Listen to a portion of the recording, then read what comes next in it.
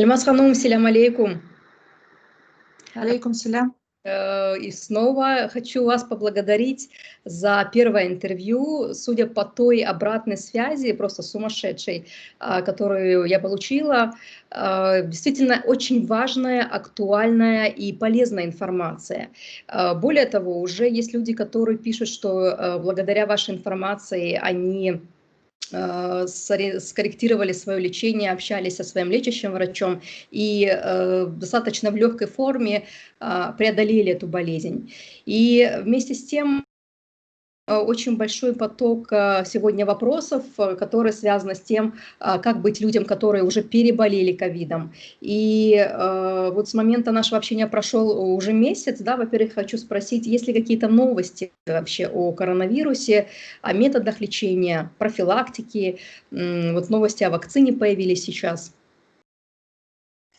Ну, какие новости? Просто многие аспекты утряслись в отношении лечения коронавируса. Ну, например, на сегодняшний день доказано, что препарат ремдесивир, который синтезирован был в Соединенных Штатах, оказывает очень минимальный эффект на течение коронавируса. И по существу противовирусных препаратов не существует. И даже те фрагменты антител, которые решили применить, когда заболел Трамп, на сегодняшний день компании, синтезирующие их, приостановили исследования, потому что получили большое количество побочных эффектов. И таким образом остается, что у нас в лечении? Антикоагулянты, остается дексаметазон или метилпреднизолон при лечении тяжелых больных или среднетяжелых, у которых высокий уровень цереактивного протеина и которые входят в цитокиновый шторм.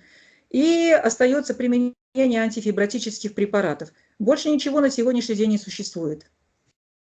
Ну, всем известно, что синтезирована вакцина, которая синтезирована двумя турецкими исследователями в Германию. Все знают, что эффективность ее, так называемой эффикаси, о которой говорят все иммунологи, составляет 90%.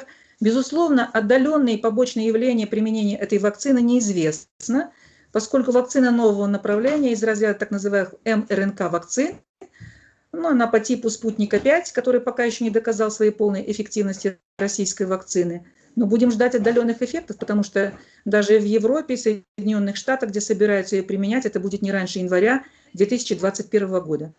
Больше ничего нового не появилось. Ну и доказаны британскими исследователями, что тяжелое течение коронавируса все-таки наблюдается у людей, которые имеют дефекты генов, это 8 генов. Поскольку мы не производим генетические исследования, то, безусловно, мы каждый должны подозревать, что мы можем относиться к тем людям, которые могут заболеть тяжелой формой. И поэтому на сегодняшний день остается только одно – профилактика, профилактика и профилактика. Ну вот, возвращаясь к профилактике, вы говорили в первом интервью об этом, но давайте еще раз повторим, что сегодня нужно и можно и важно делать. Посмотрите все на Китайскую Народную Республику, которая проводит чемпионат страны, и которые сидят на трибунах на 100-тысячном стадионе и не носят маски. Значит, им удалось локализовать эту эпидемию коронавируса благодаря высокой дисциплине. Высокая дисциплина позволяет ограничить очаги, высокая дисциплина позволяет не заразиться. По интернету гуляют ролики, и все их смотрят, что если 2 человека одевают маски, даже обыкновенные, тонкие медицинские, то риск заразиться составляет 5-10%. Если 1 человек одевает маску, то эта эффективность снижается до 50%. Поэтому не остается ничего, кроме того, что носить маски, соблюдать дистанцию не меньше 1,5–2 метров и обрабатывать руки. Это не обязательно ношение перчаток, потому что снятие перчаток, их обработка может быть тоже, если ты проводишь это недостаточно правильно, приводить к заражению. Поэтому мойте руки с мылом, обрабатывайте руки антисептиком, который должен быть у вас в кармане. Все, больше ничего не существует. Ильмаз Ханум, я объединила вопросы, которые поступали от зрителей после выхода первого интервью. И вот сейчас многие спрашивают о том, что делать, когда уже переболел ковидом. Потому что уже есть информация о том, что последствия этой болезни, ну, они дают себя знать еще долгий период. Но все, что происходит после того, как вы перенесли ковид, объединяется в понятие постковидный синдром. Постковидный синдром наблюдается далеко не у всех, а у пациентов, которые перенесли среднетяжелую и тяжелую форму данного заболевания. Очень редко легкая легкое течение ковида сопровождается развитием постковидного синдрома. Что объединяет этот постковидный синдром? Первое, у пациентов с тяжелым течением ковида развивается легочный фиброз и дыхательная недостаточность. И этот легочный фиброз мы должны мониторировать, контролировать, контролировать уровень цереактивного протеина и, может быть, назначать данным пациентам кортикостероиды, то есть гормоны, в каких-то дозах, но это должен решать уже врач, средних, высоких или низких. Потому что у меня есть ряд пациентов, которые выходят из ковида с состоянием, которое требует дальнейшего мониторирования и назначения такого волнообразного лечения. Вторая категория – это тромбоэмболические осложнения, которые развиваются у 30% даже пациентов, перенесших легкое течение.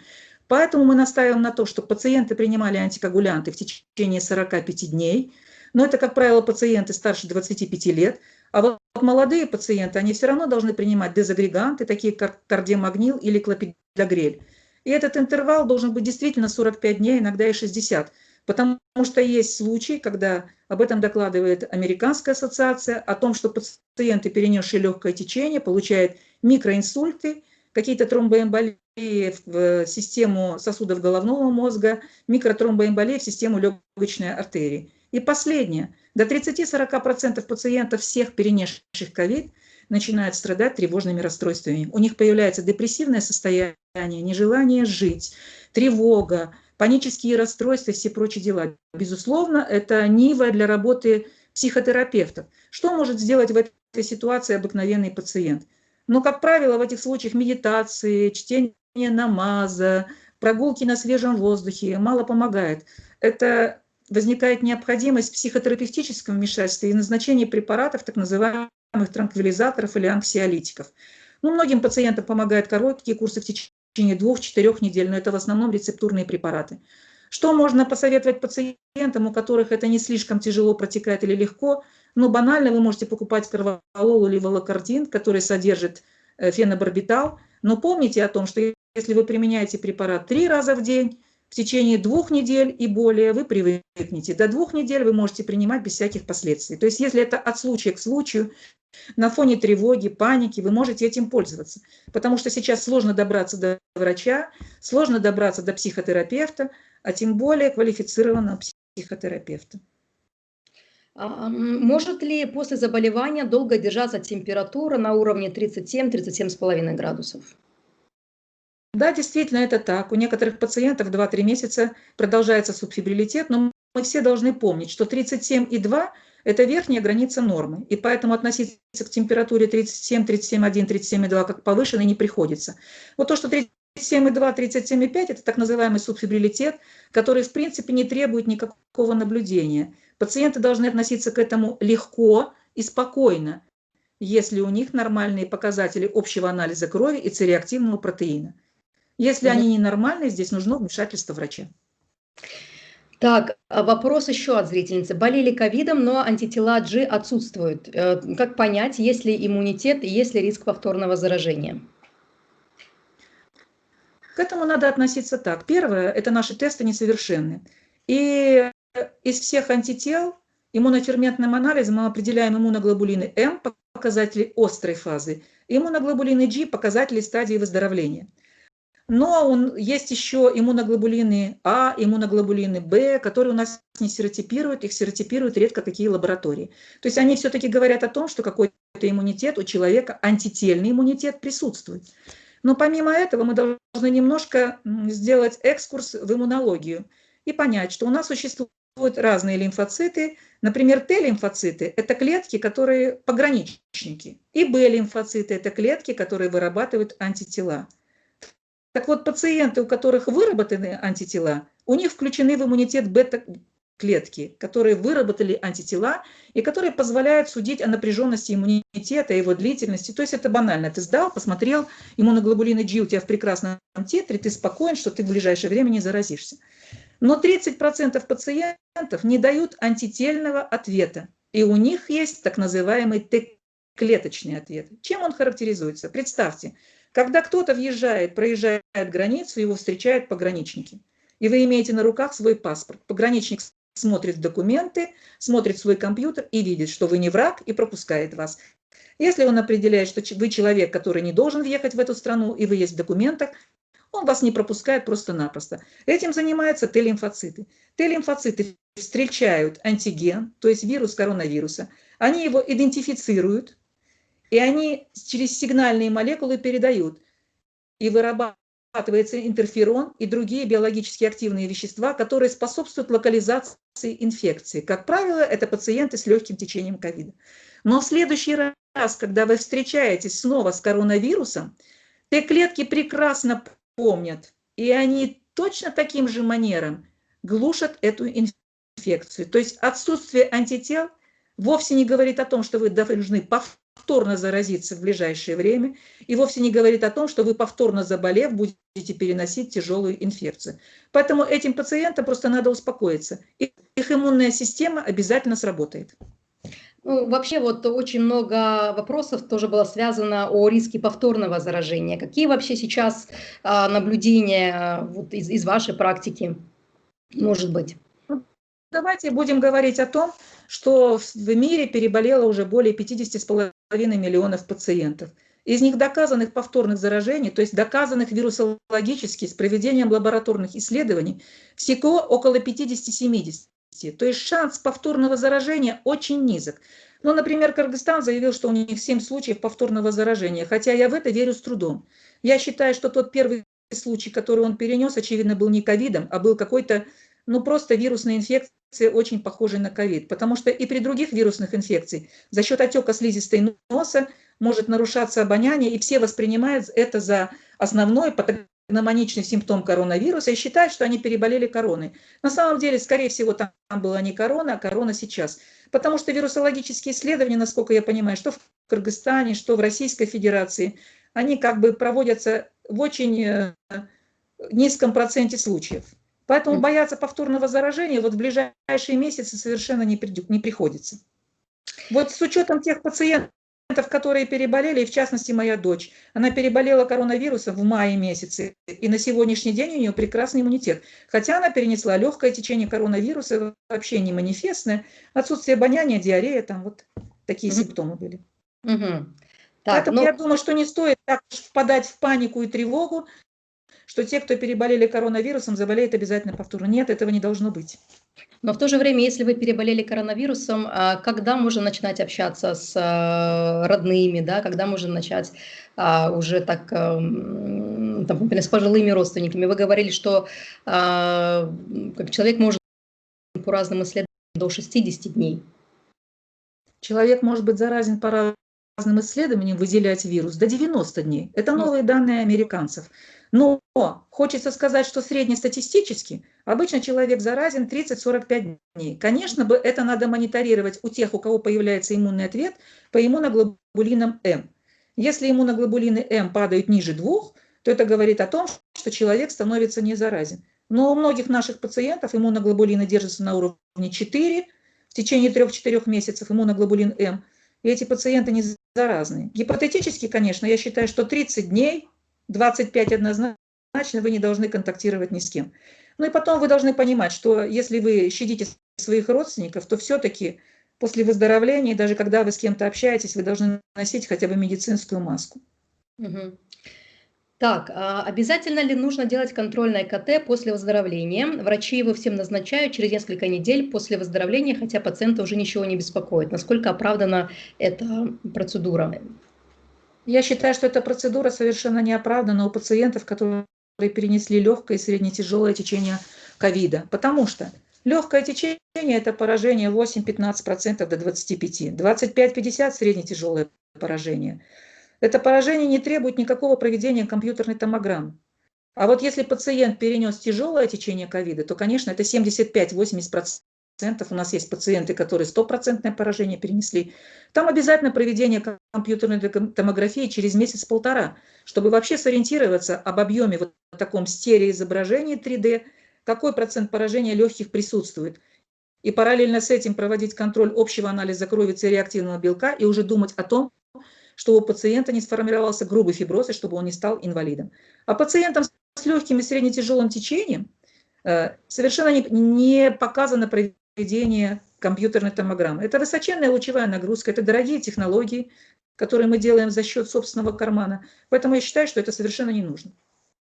Вы упомянули цифру 100% поражений легких, то есть Да. и из таких историй тоже можно выйти, да? Абсолютно, да. Но эти пациенты, которые перенесли проведение пульс-терапии, и они выкарабкались, в общем-то, и на уровне, так сказать, домашнего обихода они двигаются. Они, конечно, тяжелее восстанавливаются. Восстановление идет 2-3 месяца, но, в принципе, такие цифры есть. Потому что у нас очень много, знаете, паники вокруг этих цифр. Люди сами себе назначают КТ, у нас это доступно, делают, видят процент поражения, там, скажем, 15-20% и начинают паниковать. Вот как в Кыргызстане, могут ли люди сами себе назначать КТ? Абсолютно могут. У нас это тоже достаточно свободно, потому что КТ у нас государство практически не делает. Это делают пациенты за счет собственного кармана, и тут играет роль панический фактор. Но все должны понимать, когда мы должны идти на КТ? На КТ мы должны идти как минимум, если мы ухудшаемся к 5-7 дню течения заболевания. Это первое. Если при этом у нас сохраняется высокая лихорадка, выше 38, и если при этом у нас падает сатурация. Если у нас этих показателей нет, для чего мы должны идти на КТ? Нам достаточно промониторировать, сделать общий анализ крови, С-реактивный белок. А вот субъективное ощущение одышки, как многие пациенты говорят, я задыхаюсь, у меня одышка, я не могу дышать. Я говорю, померьте себе сатурацию, пожалуйста. Сатурация у них нормальная. Или сатурация 92%. Лягте на живот, подышите глубоко, сделайте дыхательную гимнастику. Сатурация поднимается до 95. Это не повод бежать на КТ, понимаете? Но при этом вы должны все равно получать лечение, мониторироваться и так далее. То есть здесь должен быть четкий контроль, мониторинг, ну и какое-то спокойствие. Так, если в семье есть заболевшие, что делать с другим членом семьи? Смириться. Так, Если какие-то... вы можете изолироваться, изолироваться надо с первых дней. То есть как только у вас появился температурящий пациент, если вы можете его оставить, вы должны изолироваться. То есть самоизоляция. Это первое. И наблюдать. Подавляющее большинство пациентов инкубационный период от 2 до 6 дней. Ну, 14 – это как бы потолок. Но есть кто заболевает и через 27 дней, но это казуистические случаи. То есть если за 2-6 дней вы не заболели, то лучше изолироваться. Второе. Мы не всегда можем изолироваться. Например, чаще всего инфекцию приносят домой дети. Правильно? Да, Мы не да. можем оставить этих детей, дети заражают нас. Мы не можем оставить пожилых, престарелых родителей, мы вынуждены за ними ухаживать, потому что мы не можем их бросить. Но если ситуация вам позволяет изолироваться, ну, например, пришел муж с работы, он принес ковид, и он достаточно сохранный, способен за собой ухаживать, то я считаю, что жена должна забрать детей и изолироваться, если есть такая возможность. Другое дело, что не все могут изолироваться. Да, Правильно? Это же вы должны уходить куда-то в другое жилье. Да. В общем, так. У меня была такая ситуация, когда заболел мой брат, с которым мы жили вместе, и он утром написал нам записку: я заболел, уходите. Мы ушли. И мы живем на 1-м этаже, мы просто ушли в другую квартиру, сняли ее. Мы приносили ему лекарства, ставили на подоконник, приносили пищевые продукты. Я по телефону диктовала ему: сделай себе инъекцию гепарина вот так, вытри уколи вот так, вот так, вот так. И, в общем-то, мониторировала его, и мы не заболели. То есть все можно, если включить мозги и рационально мыслить, все можно устроить. Потому что вы должны понимать, что как только мы остаемся все вместе, это начинается ком геометрической прогрессии. Мы начинаем паниковать, привлекать, бегать всех. Мы заражаем всех окружающих. Хотя в такой ситуации все думают, как правило, только о себе. Поэтому мы и оказались. Понимаете, у нас нет дисциплины, нет рациональности во многих ситуациях. А как, кстати, в Кыргызстане сейчас? В Крыму все-таки еще сложная ситуация. Много можно об этом говорить. У нас все наши соцсети, к сожалению, да, в день по несколько раз ты говоришь Аллах Рахмет Элисон, пишешь. Как правило, ходят люди пожилого, старшего возраста. И как сейчас в Кыргызстане у вас ситуация с этим? Кыргызстан ничем не отличается от всего постсоветского пространства. Понимаете, у нас тоже полно таких ковид-диссидентов, которые плевать хотели на все. Они ходят без масок. Ну, я предполагаю, что, может быть, они переболели, но, в общем-то, уважая других, можно одевать маски, потому что если существует такое правило, что ты не должен заходить в аптеку, в поликлинику, в парикмахерскую, в магазин без маски, ты должен уважать других. Почему Китай стоит впереди планеты всей? Потому что там есть законопослушность и есть какое-то уважение к окружающим. Вот и все. У нас тоже самая ситуация, у нас постоянно подсыпают большое количество, мы там за несколько дней набрали 5000 уже заболевших. Для такой маленькой страны это достаточно много. У нас сейчас по официальным данным почти 66 тысяч заболевших. Но помните тот расчетный коэффициент британский умножаем на 30, то есть это 2 миллиона. Как только мы переболеем 3 миллиона, а это значит реальные цифры, которые нам даст правительство, будет порядка 100 тысяч пациентов, то есть нам надо еще набрать около 34 тысяч, будем считать, что у нас эпидемия должна будет остановиться. То есть без всякого, так сказать, прививочного иммунитета. Но когда появятся эти прививки, сложно сказать. Я так понимаю, что если они появятся, то мы их получим только от Российской Федерации, которой в первую очередь надо привить свое население. А мы их можем получить не раньше весны, и то это будет контингент, который контактирует с большим количеством народа. Учителя, врачи, воспитатели детских садов, продавцы, да, которые контактируют с большим количеством. То есть будут прививать тех, кто не заболел. Ну и у тех, кто, конечно, уже переболел, и у них угас иммунитет, но в силу рода деятельности они контактируют с большим количеством народа. То есть это еще вот тоже большой вопрос, да, как все это будет реализовываться. Да. Такой вопрос. Почему такая высокая смертность в больницах? Это вот наша зрительница спрашивает из Крыма. Кладут с 20% поражением легких, выносят в мешке. Могут ли такие сильные препараты, как соломедрол, метилпред, метилпреднизолон, кликсан, ухудшать состояние? Первое, что мне хочется сказать. Во-первых, в стационары пациентов с 20% поражением не берут. Это дилетантская точка зрения.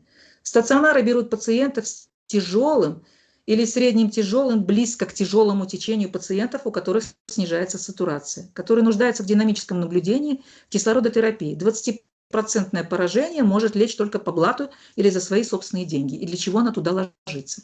Это первый вопрос. То есть туда ложатся заведомо тяжелые пациенты, которые могут ухудшиться, и тогда мы получаем вот такую. Во-вторых, кого берут на ИВЛ? ИВЛ 80-85% смертность. Туда берут пациентов от безысходности. Уже доказано, что ИВЛ не улучшает прогноз. Но в некоторых ситуациях эта терапия отчаяния оправдана. Поскольку если мы можем спасти из 100 человек хотя бы 15, мы должны делать эту ИВЛ. Третье, что касается терапии. Любой препарат имеет свои побочные эффекты и имеет позитивные эффекты. Если препарат не имеет побочных эффектов, то он вообще не помогает.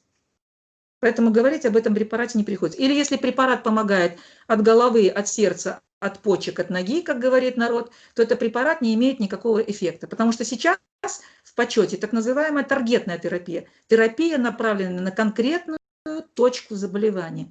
Если говорить о ковиде, почему применяются антикоагулянты? В частности, кликсан и ксарелта. Это препараты, разжижающие кровь. Если возвращаться к патогенезу заболевания, это тромбоваскулит, характеризующий воспалением внутренней оболочки сосуда и появлением тромбов. Назначение адекватной антикоагулянтной терапии улучшает прогноз, поэтому назначаются антикоагулянты. Но, безусловно, антикоагулянты могут давать кровоточивость. Поэтому расчет идет по тяжести течения, по концентрации дедимера, если он превышен в несколько раз, он говорит о тяжелом течении. И антикоагулянты назначаются длительно у тех пациентов, которые перенесли так называемую пульс-терапию. То есть тяжелое течение ковида, поражение 75, 80, 100%. Мы не можем у больного вывести из этого состояния. У него высоченный цереактивный протеин, 200, 300. Мы назначаем пульс-терапию солемедролом или лечение высокими дозами дексаметазона. И эти пациенты, перенесшие пульс-терапию, они становятся опасными в риске тромбоза. Поэтому они потом в течение 3, 4, иногда 6 месяцев применяют ксарелта или эликвиз для профилактики тромбоза. Постепенно в понижающихся дозах с постепенной отменой. Безусловно, если у пациента появляется кровоточивость, это должно мониторироваться, переливается свежезамороженная плазма, и таким образом кровотечение останавливается, потому что свежезамороженная плазма содержит факторы, препятствующие гиперкоагуляции или, вернее, препятствующие коагуляции, какому-то сверхразжижению крови. Вот так. Еще раз об антибиотиках и их применении. Ну, уже, конечно, люди стали повнимательнее, поответственнее относиться к антибиотикам и не пропивать их для профилактики, да, как это у нас наблюдалось там летом и осенью. То есть, тем более сейчас у нас антибиотики и пропали из аптек, их не так и легко достать. Но вот все же, возвращаясь, да, самый популярный у нас такой спор, нужны ли антибиотики при ковиде или не нужны? Если нужны, то когда их нужно назначать? Первое. Антибиотики – это антибактериальные препараты. Насколько известно всем, ковид – это заболевание, вызванное вирусом, и антибиотики на вирус не влияют. Мы назначаем антибактериальные препараты только тогда, когда на фоне ослабленного иммунитета у пациентов, которые страдают среднетяжелым или тяжелым течением коронавируса, появляются бактериальные осложнения или бактериально-септические осложнения. Пациенты, которые находятся на ИВЛ, потому что у них высок риск суперинфекции, госпитальной инфекции, которые они получают в стационарах. Стационары скученные, и там существует риск госпитальной или назокомиальной инфекции. Это первое. Второе. Заболевание имеет несколько волн, первую, вторую и третью. Начинается иногда из-под воль, температура субфебрильная или ее вообще нет, а потом появляется так называемая вторая волна. И это вовсе не требует назначения антибиотика. Как банально отдифференцировать? Это бактериальное уже поражение или все еще вирусное? Это проведение такого анализа, как прокальцитонин. Если прокальцитонин повышается в 2-3 раза, то, безусловно, мы назначаем антибактериальную терапию. И прокальцитонин у вас делают. Мне многие наши татары присылают свои анализы. Я говорю, здесь не надо делать антибиотик, а здесь надо делать антибиотик. Что касается... И поэтому с первого дня начала заболевания, 5-7 дней, вообще не требуется. И даже когда у вас вторая волна температуры, сдайте прокальцитонин, посмотрите, он нормальный, и вы не должны принимать антибиотики. Значит, тогда требуется терапия кортикостероидами или дексаметазоном, в зависимости от уровня С-реактивного протеина. Третье. Какие антибиотики принимать? Первое. Азитромицин уже всеми доказано, что это препарат, который обладает определенной кардиотоксичностью, особенно при коронавирусе. Потому что, поскольку этот тромбоваскулит поражается в сосуды абсолютно всех органов и систем. Что такое тревожность, что такое отсутствие обоняния? Это ковидный энцефалит. Что такое боли в области сердца, что такое одышка или появление нарушения ритма? Это ковидный миокардит или перикардит. Правильно? Поэтому, раз страдает мышца сердца, мы не должны назначать препараты, которые удлиняют интервал КТ. Это азитромицин, это макролиды, многие препараты, такие как кларитромицин. Это препараты, в частности, фторхинолоны, которые тоже надо назначать с большой осторожностью, левофлоксацин, особенно у пожилых пациентов, они тоже могут удлинять интервал КТ. Что не удлиняет интервал КТ и что, в принципе, достаточно широко употребляется при ковиде? Это защищенные пенициллины типа амоксиклава, это амоксициллин с клавулановой кислотой, это цефтриаксон, это цефалоспорины 3-4 поколения. Пожалуйста, без проблем. Ну и дальше антибиотики резерва, это имипинемы, например, но они применяются уже в стационарах, потому что внутривенно-капельно и, безусловно, под контролем прокальцитонина у пациентов, которые имеют септические осложнения. Вот. Поэтому антибиотики во многих случаях вовсе не требуются совершенно. Они требуются какого-то, ну, скажем, 30%, ну, даже меньше. Но у нас же скупили все антибиотики, и теперь мы сидим в страхе, что мы не найдем и не купим. Они могут вообще и не потребоваться. У нас примерно такая же ситуация, это просто отдельный разговор. Еще один вопрос от зрителя. Дети-диабетики. На что обращать внимание в первую очередь при заболевании и возможных контактах с ковид-больными? Но мы должны понимать, что дети-диабетики – это дети с абсолютной инсулиновой недостаточностью. Это дети, которые находятся на терапии инсулином. Что касается взрослых, которые страдают диабетом второго типа, считается, что при коронавирусе мы должны их тоже переводить на короткие инсулины и мониторировать сахара. Хотя мы делаем это не всегда, потому что возникают проблемы с инсулином. Таких детей, безусловно, надо оберегать, надо стараться, чтобы эти дети не заболели. Но поскольку это дети, которые легко цепляют инфекции, они могут заболеть коронавирусом и ковидом. И надо мониторировать у них четко сахара, не допускать гипогликемии, не допускать высоких сахаров, потому что эти дети легко впадают в гипогликемию. Мы должны четко мониторировать у них прокальцитонин и С-реактивный протеин, потому что как только присоединяются какие-то бактериальные осложнения, мы должны назначать антибиотики. Поэтому это дети, за которыми должен наблюдать не только терапевт, не только пульмонолог, но еще и эндокринолог, потому что эта болячка нас на стыке нескольких специальностей. А все остальное как бы так же точно штатно, как у всех. Ну и потом у детей надо помнить о том, что многие дети, не многие, вернее, дети, а 8-10% они дают Кавасаки-подобный синдром, когда у детей появляется высыпание эпитехиальное, отек лица, отек миндалин, они резко утяжеляются, сильные головные боли, явление менингизма. Это пациенты, которые нуждаются в госпитализации, в проведении гормонотерапии, в введении иммуноглобулинов. Но это уже особая статья. Будем считать, что со многими нашими детьми этого совершенно не произойдет. И потом все должны помнить, что детям нельзя назначать аспирины, как мы делаем это взрослым, потому что я уже говорила в прошлых своих, когда мне задавали вопросы, да, в первой передаче, о том, что аспирин у детей 15 вызывает, сбиваем температуру парацетамолом. Так, и еще вот такой вопрос. Наше Министерство здравоохранения в Крыму выступило с таким предложением людям, которые переболели уже ковидом, сдавать кровь, и для того, чтобы формировать такой банк крови, потому что это якобы будет использоваться при лечении тяжелобольных в стационарах. Вот вы слышали про такой метод лечения, насколько он... Понимаете, вот если говорить, я в самом начале своего выступления говорила о том, что переливание плазмы, содержащей антитела к коронавирусу, не доказано окончательно. Эти многоцентровые исследования еще не закончены, и поэтому, если в первые месяцы заболевания говорили об этом очень широко, то на сегодняшний день в этом методе лечения наступило разочарование. Это как бы тоже терапия отчаяния. Ну и потом, если пациент тяжелый, то мы начинаем использовать все методы, в этом есть какая-то доля оправданности, да, и все должны помнить, что это должно быть очень тщательное исследование, потому что, я уже говорила, например, пациенты, которым протезируются клапаны, используют аппарат искусственного кровообращения, 9 литров крови от разных доноров, они 90% страдают вирусными гепатитами В, С, которые мы переливаем. В такой суматохе, которая сейчас существует, если это все досконально проявляется, ВИЧ, вирусные гепатиты, да, ну тогда, может быть, у пациентов с тяжелым течением это достаточно оправдано, хотя это не имеет до сих пор доказательной базы. Ну и самый такой распространенный вопрос, вы частично уже на него ответили, когда все это закончится? Какие вообще прогнозы? Это все закончится тогда, когда переболеет 60-70% населения. Но это все должно происходить постепенно, а не лавинообразно. Даже законопослушная Германия сейчас вступила тоже в штопор, у них большое количество случаев, да, в принципе. Они достаточно законопослушны, так же, как и китайцы. И они долго-долго шли и тянули эту эпидемию, да, на поводке.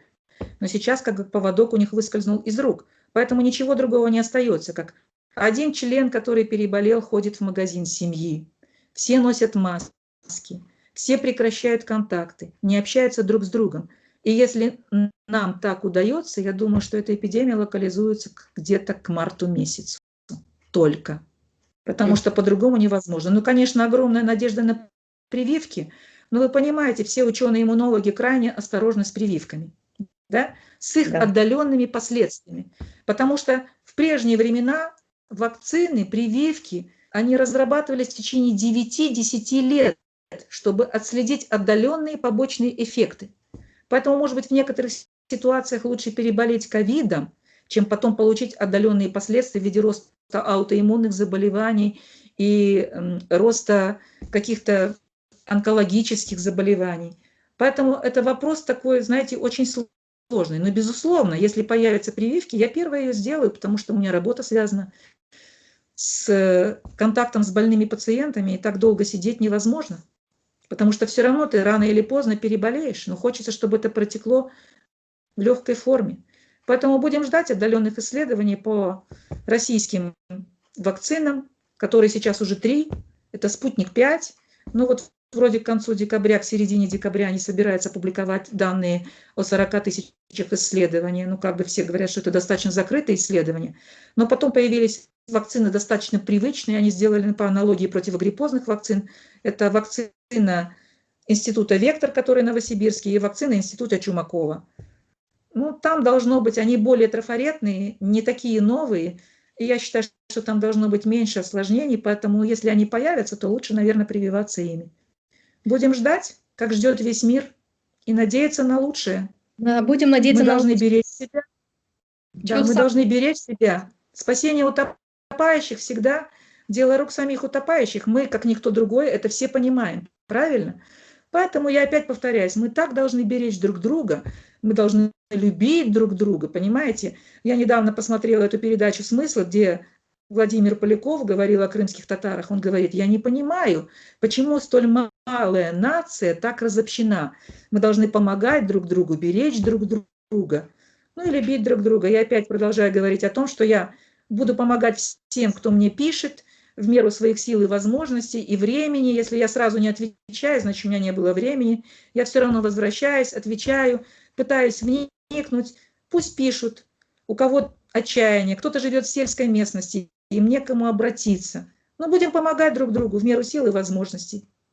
Мне очень приятно, что многие откликнулись на мое первое выступление, высказали слова благодарности. Я очень люблю всех крымских татар. Это должно быть заложено у нас в генах.